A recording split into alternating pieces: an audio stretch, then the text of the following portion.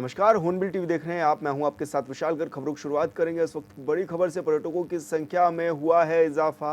पर्यटकों को लुभा रहा देवभूमि का सुहाना मौसम। 7 वर्षों में 61.79% बढ़ी है पर्यटकों की संख्या।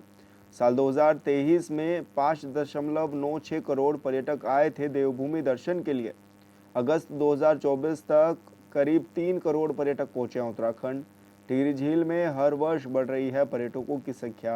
पर्यटकों की संख्या बढ़ने से स्थानीय रोजगार में भी लगे हैं चार चांद।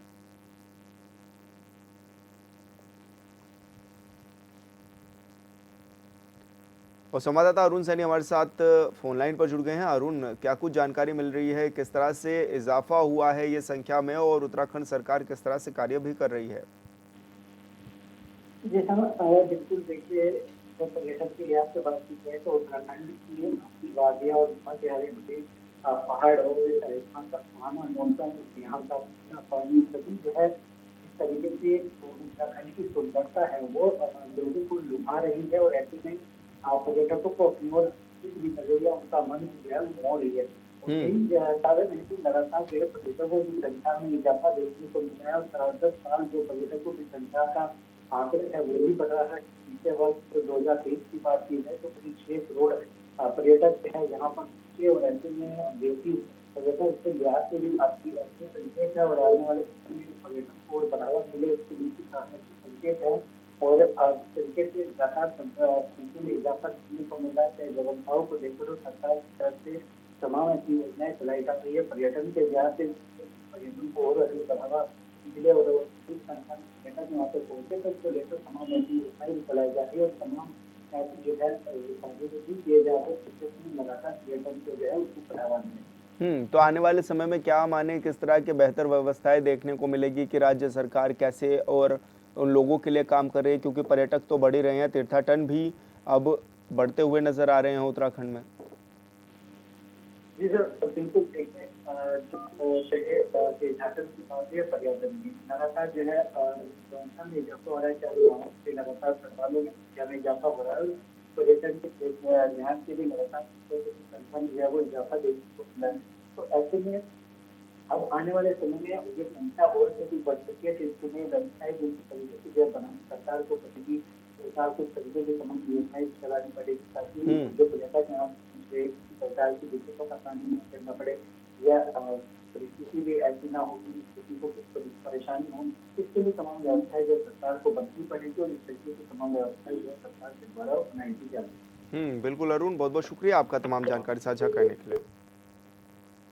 उत्तराखंड में 2017 से ही बीजेपी की डबल इंजन वाली सरकार है और सरकार का दावा है कि बीजेपी की सरकार में राज्य तेजी से तरक्की कर रहा है।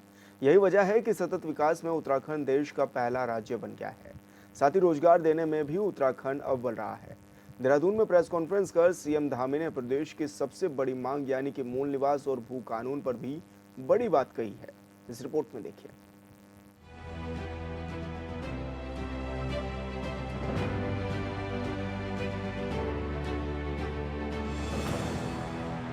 राजधानी देहरादून में प्रदेश के मुख्यमंत्री पुष्कर सिंह धामी ने प्रेस कॉन्फ्रेंस की, जिसमें उन्होंने सरकार की उपलब्धियां गिनाई।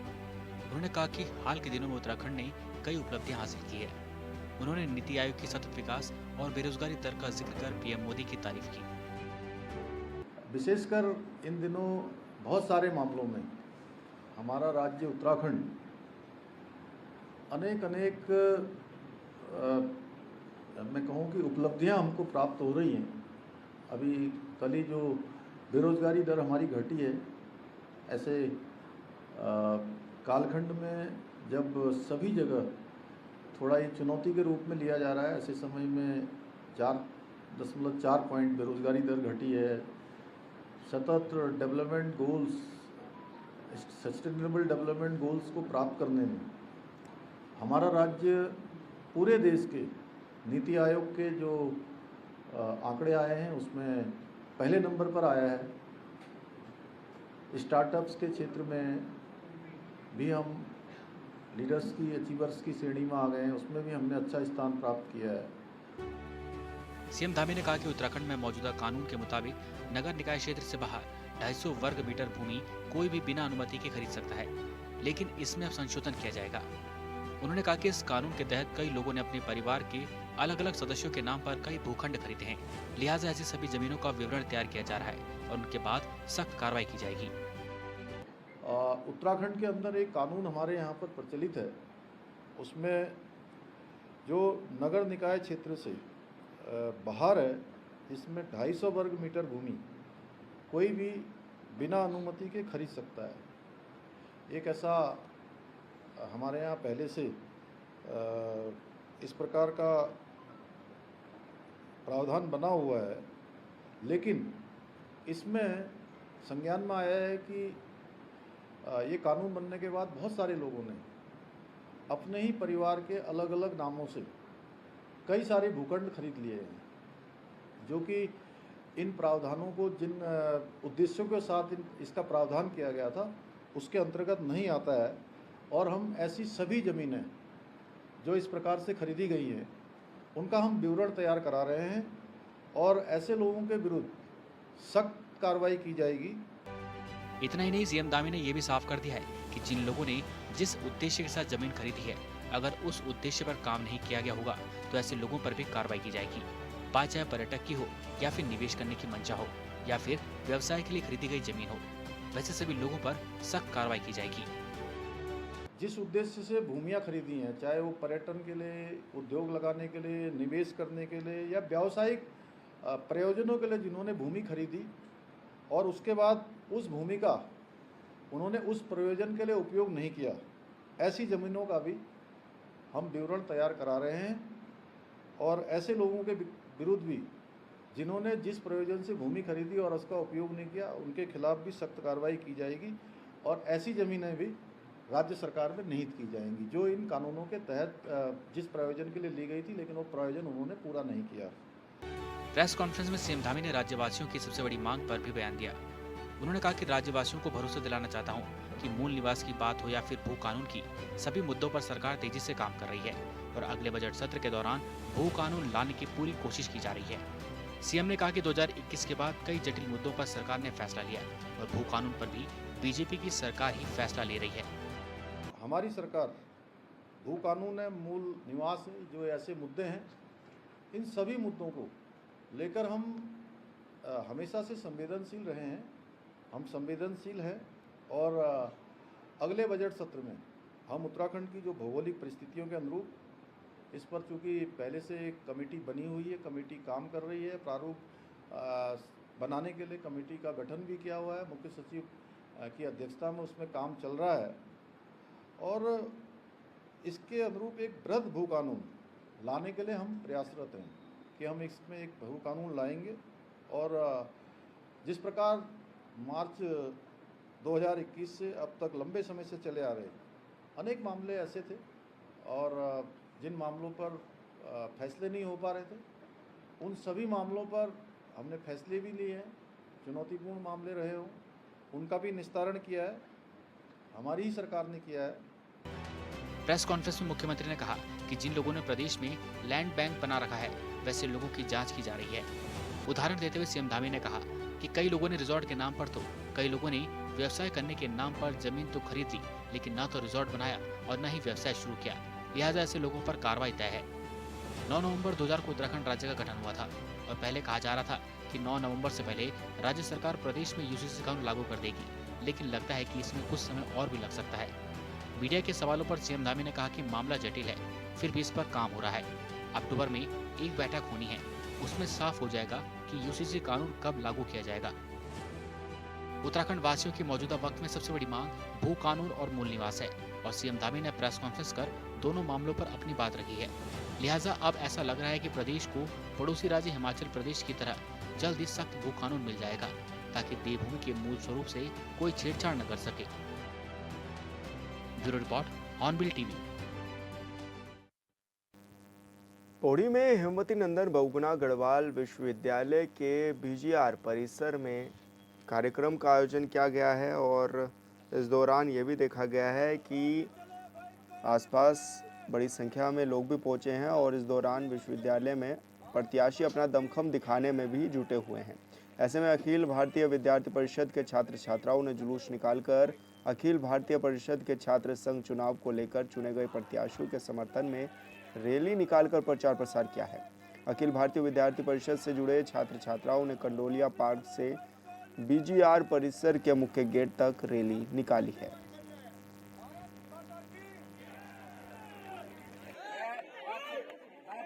विद्यार्थी परिषद का धन्यवाद करना चाहूँगी कि उन्होंने मुझे इस लायक समझा और अध्यक्ष पद की मुझे दावेदारी करने के लिए यहाँ पे उपस्थित किया और मैं यहाँ पे छात्राओं के लिए काम करना चाहती हूँ।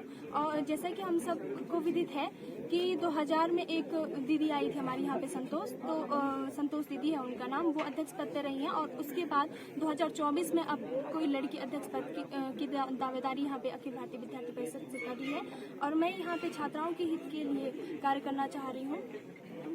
मेरा सर्वप्रथम मुख्य उद्देश्य तो यही रहेगा कि जिस तरीके से हम अपना कैंपस में देखते हैं यहाँ यातायात की जो सुविधाएं हैं, यहाँ मैं बस लगवाने का पूरी कोशिश करूँगी। आपको आज देख रहे हैं कि बहुत समय बाद विद्यार्थी परिषद ने, इससे पहले भी विद्यार्थी परिषद ने लड़ाई थी और इस समय भी छात्र संघ में विद्यार्थी परिषद ने एक महिला बहन को यहाँ पर टिकट दिया है। बहन अभिरुचि नोटियाल जिनका यहाँ टिकट है। बहुत ही जोश की लहर यहाँ सभी लोगों पे है। सारे लोग जितने हमारे विद्यार्थी परिषद के काम कर रहे हैं, मैं भी विद्यार्थी परिषद का पूर्ण कार्य करता हूँ। इस समय पूरे भगवा लहराएगा, पूरा जो ये पौड़ी परिसर है, पौड़ी ही नहीं अभी तो जो पूरे गढ़वाल में इस समय इलेक्शन हो रहे हैं यूनिवर्सिटी में, हर जगह आपको भगवा लहराया हुआ मिलेगा। यही हम लोगों की आकांक्षा अपेक्षा है और विद्यार्थी परिषद भी एक ऐसा छात्र संगठन है जो युवाओं को स्वामी विवेकानंद के कदमों पर चलने का राह दिखाता है। बाकी तो किसी न किसी के चमचे वमचों का संगठन है, वो उनका अपना संगठन है। ऐसा कोई दबदबा तो नहीं है उनका भी। इस बार हमारा भी दबदबा है। इस बार हम चाहेंगे कि जो हमने वादा लेके आए, वादा लेके छात्रों को वादा दिया पूरा करेंगे। जिस तरह में कहेंगे पानी की सुविधा भी नहीं है, हर डिपार्टमेंट में कहेंगे कोई पानी की सुविधा नहीं है और क्लासों के अंदर मतलब यहाँ पर बहुत ठंड पड़ती है। कक्षा छात्रों के लिए कोई मतलब बचाव के लिए कोई नहीं है और छात्रावास में बाकी सेंट्रल यूनिवर्सिटी देखा जाए तो बहुत सारी कमियां हैं और यहाँ हमें वो सुविधा नहीं मिल रही है। सेंट्रल यूनिवर्सिटी होने के साथ हमें वो सारी सुविधा मिलनी चाहिए। बाहर के राज्य यहाँ पर 15 से ज़्यादा कई राज्य के स्टूडेंट यहाँ पर पढ़ते हैं, अपन उनको उस सुविधा पूर्ण रूप से नहीं मिल रही है। तो मैं उस सुविधा को पूर्ण करूँगा। तो पानी से लेकर बस और मेडिकल सुविधा नहीं है तो मेडिकल हमें सरकार एक के बाद एक नई उपलब्धियां अपने नाम दर्ज करा रही है। पहले सतत विकास लक्ष्य में उत्तराखंड अव्वल रहा, वहीं इस बार रोजगार देने में धामित सरकार ने राष्ट्रीय औसत को भी पीछे छोड़ दिया है। इस रिपोर्ट में देखिए।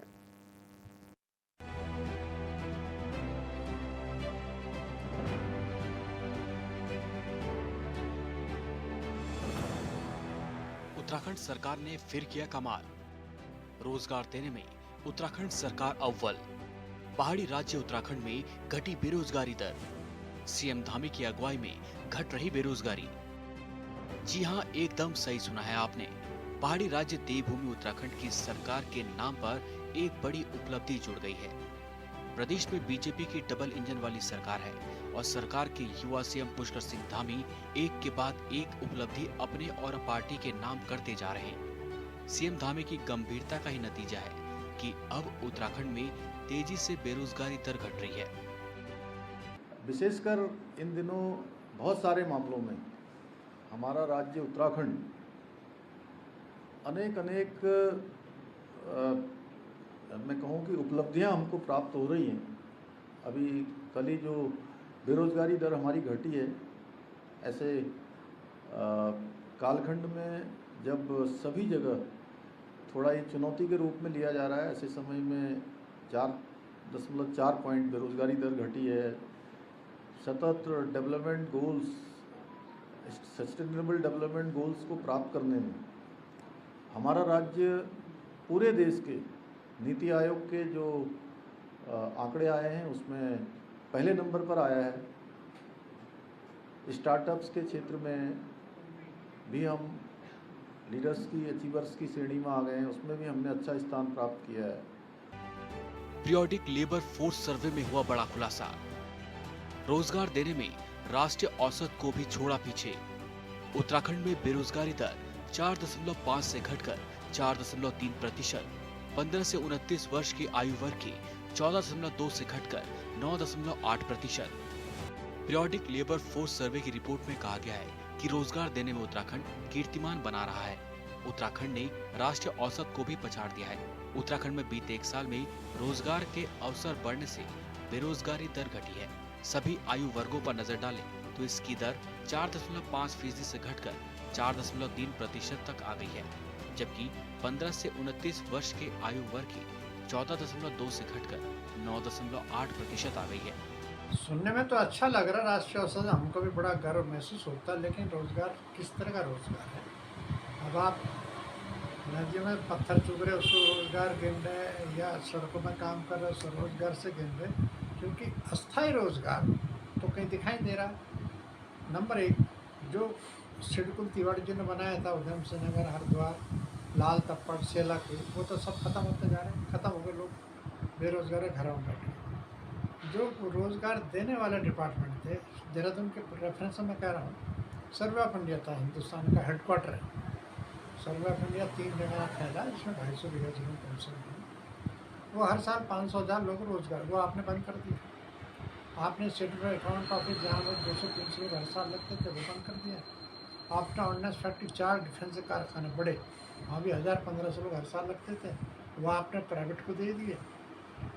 FRI को सर्वे कर दिया आपने बेचने को, BHL के बेचने को सर्वे कर दिया। आपने परमानेंट रोजगार, भारत राज्य सरकार में 50,000 वैकेंसी रिक्त हैं, आप उन पर भर्ती नहीं कर रहे, क्यों नहीं कर रहे पता नहीं। धामी सरकार में 16,000 युवाओं को मिली नौकरी। उत्तराखंड को देश के अग्रणी राज्यों में खड़ा करना लक्ष्य।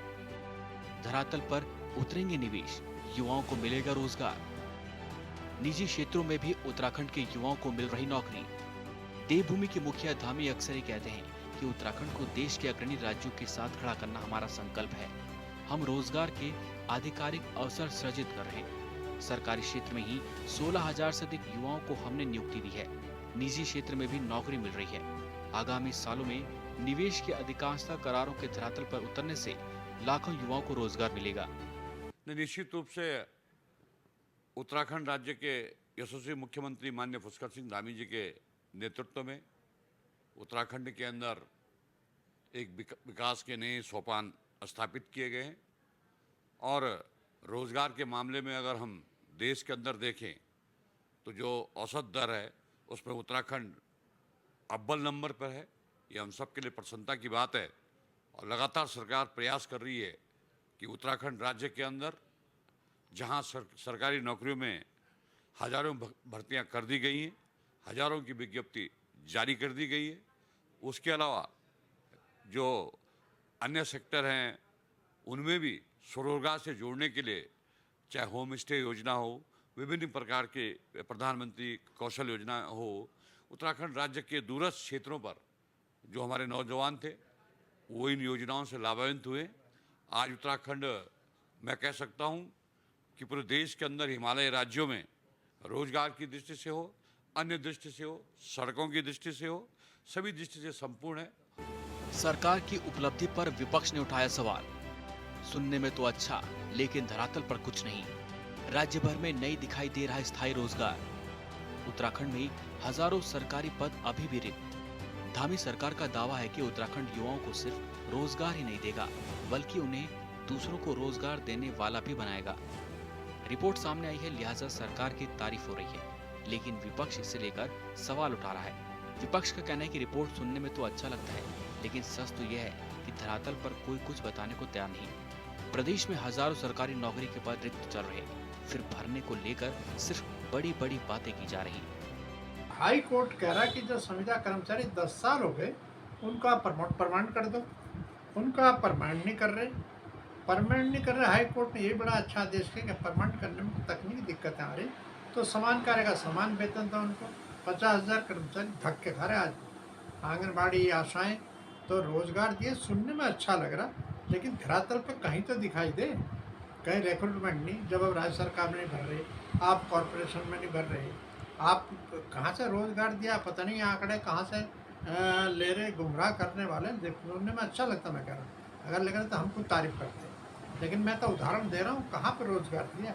राज्य सरकार में भर्ती नहीं हो रही, कॉरपोरेशन में भर्ती नहीं हो रही, रोडों में वैकेंसीज में भर्ती नहीं हो रही, परिवहन निगम जल संस्थान में भर्ती नहीं आप कर रहे।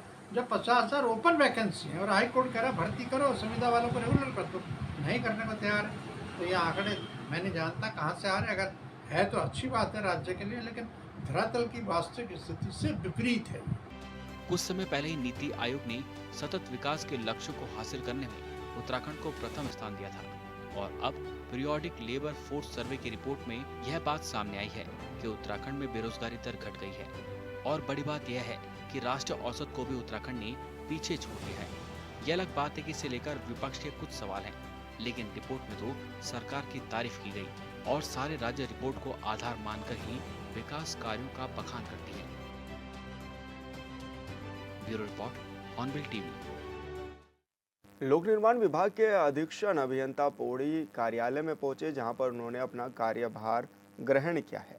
इस मौके पर 12वें वृत्त के अंतर्गत आने वाले सभी अधिशासी अधिकारियों ने उनसे मुलाकात भी की है, जहां पर उन्हें पुष्पगुच्छ देकर उनका स्वागत भी किया गया और इस मौके पर ठेकेदार संघ की ओर से भी अधीक्षण अभियंता से शिष्टाचार भेंट की गई है।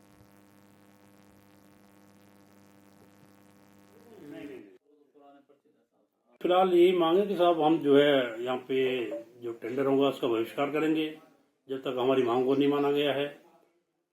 तो इनके साथ भी कल का समय दिया मैंने इन लोगों को, कल बैठेंगे इनके साथ, उनको कोशिश करेंगे इनको भी समझाने की और हम भी अपने उच्च अधिकारियों से बात करेंगे कि भाई इसका जल्दी से जल्दी इसका निर्णय निकल लें ताकि जो है काम सफर ना करें। काम सफर करेंगे तो जनता को प्रॉब्लम होगी। तो आज हमने अधीक्षण अभियंता महोदय को बधाई दी है यहाँ पर और उनसे सूक्ष्म भेंट की है, मुलाकात की मतलब। और आज ऐसे कोई विशेष बात हुई नहीं है, लेकिन उन्होंने हमें समर्थन दिया है कि जो भी ऑनलाइन निविदाएं होंगी उनमें बाहरी प्रदेशों से उनको रुकाया जाएगा और स्थानीय को प्राथमिकता दी जाएगी। तो उनसे बातचीत होगी, उन्होंने कहा कि वो हमारी जो मांगे हैं ये मजबूती से। और फिलहाल इस बुलेटिन में इतना ही। आप देखते रहिए हॉर्नबिल टीवी। नमस्कार।